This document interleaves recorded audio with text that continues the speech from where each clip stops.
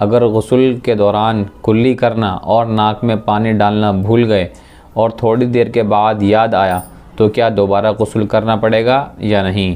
बिस्मिल्लाहिर्रहमानिर्रहीम हामिदुन व मुसल्लियन व मुसल्लिमा अम्मा बाद।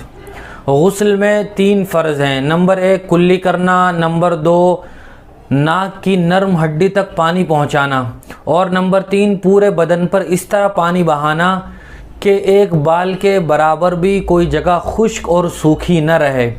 अगर किसी आदमी ने पूरा गुस्ल कर लिया, पूरे बदन पर पानी बहा लिया, लेकिन गुस्ल से पहले या गुस्ल के दौरान कुल्ली भी नहीं की और नाक में पानी भी नहीं डाला और गुस्ल करके कपड़े पहन के वो फारिग हो गया, उसके बाद याद आया कि मैंने कुल्ली भी नहीं की है और नाक में पानी भी नहीं डाला है, तो जब भी याद आए वो कुल्ली कर ले और नाक में पानी डाल ले, उसका गुस्ल पूरा हो जाएगा। नए सिरे से पूरे बदन पर पानी बहाने की अब ज़रूरत नहीं है। लेकिन अगर किसी आदमी ने पूरा गुस्ल कर लिया और कुल्ली और नाक में पानी नहीं डाला था और नमाज पढ़ ली तो फिर नमाज दुरुस्त नहीं होगी।